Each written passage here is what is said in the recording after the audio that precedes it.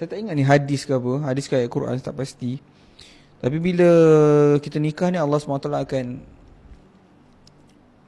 gunakan kita lagi banyak rezeki lah.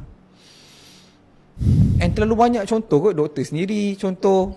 Doktor kahwin pun doktor tak kerja lagi kan. And tengok doktor sekarang apa, income tapi apa, dah buat bisnes lah waktu tu kan. yelah, but still business ni dia sebab bila kita sebut macam tu, akan ada orang counter jawapan tu.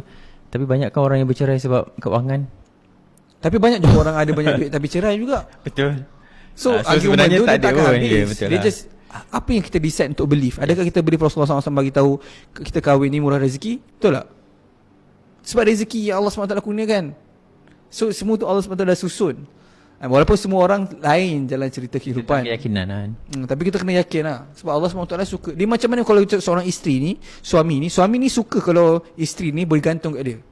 Betul tak? Betul. Setuju? So sama juga Allah SWT sangat suka bila hamba ni betul-betul bergantung pada Allah SWT. Dan barulah feel iman kita kalau kita betul-betul try gantung kan. Kalau kita bergantung kat bos kita tak feel sangat. Kita akan rasa lelak kan.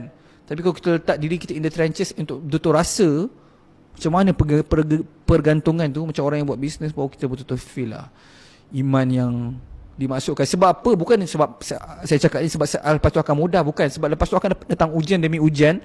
Dan bila kita nampak cash, Allah buktikan satu demi satu, kita turn down offer yang memberi impak negatif kepada kita punya pegangan terhadap agama. Contohnya Allah SWT ganti cash, nak buktikan okey betul kita buat perkara yang Allah, tinggalkan perkara yang Allah SWT tak suka.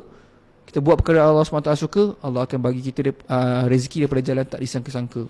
Literally benda tu datang depan mata.